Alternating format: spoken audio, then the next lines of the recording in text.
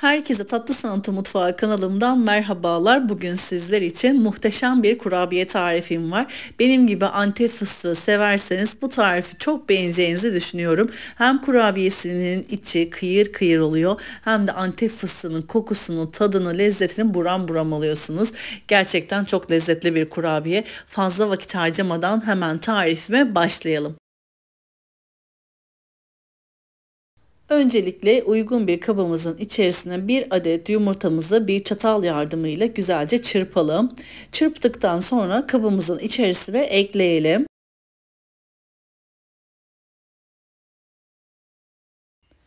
160 gram oda sıcaklığında beklettiğim tereyağımı ekliyorum.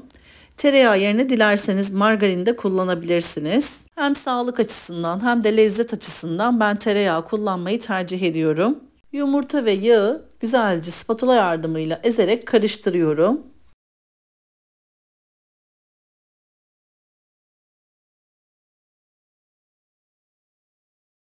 Bir çay bardağı pudra şekeri ekliyorum. Kullanmış olduğum çay bardağı ölçüm 125 mililitredir. Ve bir su bardağı mısır nişastası ekliyorum. Kullanmış olduğum su bardağı ölçüm 200 mililitredir.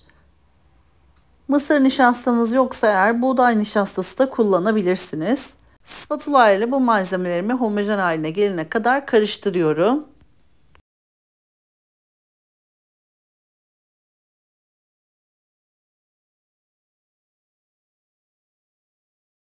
Bir buçuk su bardağı un ekliyorum. Bir paket toz vanilya ekliyorum ve bir çay kaşığı dolusu hamur kabartma tozu ekliyorum. Yumuşacık, ele yapışmayan bir kurabiye hamuru hazırlıyoruz. Bu aşamada 5 dakika kadar kurabiye hamurunuzu yoğurmanızı tavsiye ederim.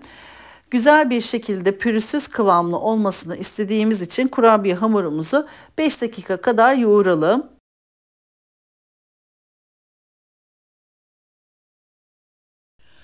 Hamurumu yoğurdum. Gördüğünüz gibi pürüzsüz çok güzel bir kurabiye hamuru hazırladım.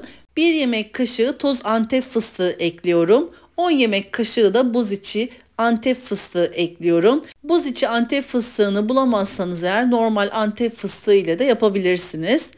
Antep fıstığı tozunu ve parça Antep fıstığını ekledikten sonra elimle güzelce yoğurmaya devam ediyorum. Mis gibi buram buram Antep fıstığının kokusunu bu kurabiyede hissedeceksiniz. Kurabiye hamurum hazır. Yakından da gördüğünüz gibi kıvamı muhteşem oldu. Çok pürüzsüz ve şahane bir kurabiye hamuru hazırladık.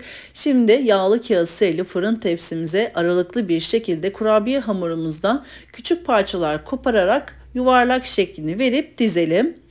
Bu aşamada dilediğiniz boyutta yuvarlak şeklini hazırlayabilirsiniz. Ama ben böyle lokmalık olarak yapmak istediğim için lokmalık hazırladım. Ve içerisine birkaç tane boz içi fıstık ekledim. Çok daha lezzetli oldu. Eklemeyebilirsiniz. Bu şekilde de yuvarlak halini verip yağlı kağıda kurabiyelerinizi hazırlayabilirsiniz.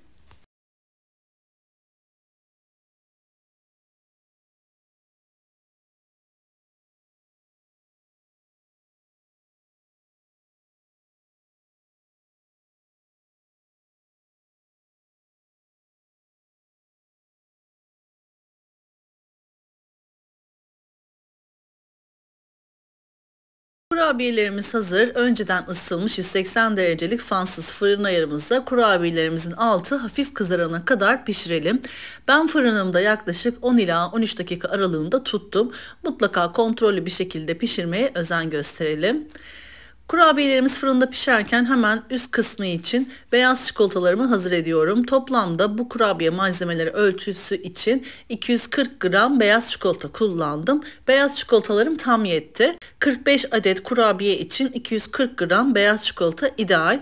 Beyaz çikolatamı bir cezvenin içerisine yarısına kadar su doldurdum. Üzerine bir kasenin içerisine beyaz çikolatalarımı ekledim ve kısık ateşte suyun buharında beyaz çikolatalarımı erittim. Erittikten sonra bir yemek kaşığı sıvı yağ ekleyip karıştırdım. Şimdi beyaz çikolatamızın içerisine kurabiyelerimizi ekleyip her tarafını beyaz çikolataya bulayalım. Bu şekilde beyaz çikolatanın içerisine atıyoruz ve her yerine beyaz çikolataya buluyoruz. Bir çatal yardımıyla kurabiye hamurumuzu beyaz çikolatanın içerisinden çıkarıyoruz ve fazla kalan beyaz çikolataları süzüyoruz.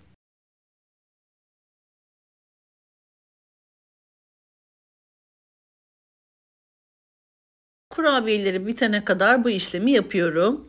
Dilerseniz beyaz çikolatayla kaplamak yerine sütlü çikolatayı da eritip sütlü çikolatayla da kaplayabilirsiniz veya bitter çikolatayla da kaplayabilirsiniz. Tamamen damak zevkinize kalmış ama ben bu kurabiyenin iç malzemelerine en çok beyaz çikolatayı yakıştırdığım için beyaz çikolatayla yaptım. Özellikle beyaz çikolatayla yapmanızı tavsiye ederim. Evet, biraz masraflı bir tarif olabilir, ekonomik olmayabilir ama bu lezzete değer, bir kere de olsa yapmanızı tavsiye ediyorum. Özellikle kahve yanı için çok süslü bir kurabiye ve lezzet olarak da kahve yanına yakışan en güzel kurabiye tariflerimden bir tanesi diyebilirim. Özel misafirleriniz için veya gün sofralarınızda misafirlerinize kahve yanı için bu kurabiyeyi yapabilirsiniz. Çok beğeneceklerini düşünüyorum. Şimdi kurabiyelerim hazır. Üzeri için hemen beyaz çikolatalar donmadan Antep fıstığı tozu ekliyorum.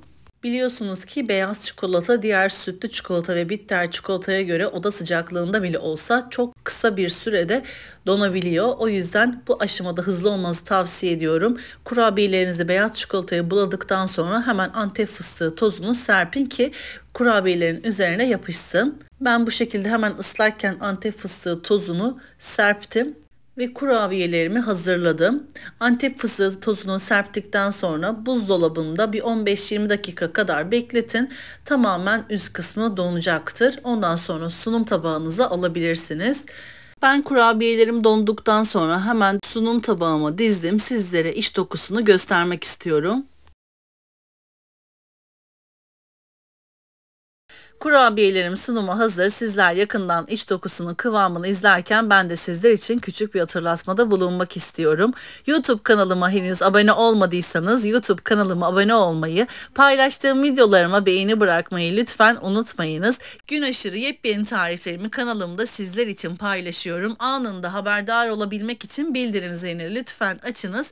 Böylelikle tariflerimi ilk siz görmüş olacaksınız. Bu kurabiyeler hem göze hem de damağa hitap eden çok lezzetli kurabiyeler. Yedikten sonra bana hak vereceksiniz. Yakından da iç dokusunu görüyorsunuz. Kurabiye hamuru kıyır kıyır ağızda dağılan çok lezzetli bir kurabiye. Şimdiden deneyecek olanlara afiyet olsun. Böylelikle bir tarifimin daha sonuna geldik. Beni buraya kadar izlediğiniz için hepinize çok teşekkür ediyorum. Bu videomu beğendiyseniz eğer sevdiklerinizle paylaşabilirsiniz. Beni hangi şehirden veya ülkelerden takip ediyorsanız yorum kısmına yazarsanız hepinize teker teker dönüş sağlayacağım. Böylelikle sohbet etmiş olacağız. Bir sonraki tarifimde tekrardan sizlerle görüşmek üzere. O zamana kadar kendinize çok iyi bakın. Hoşça kalın.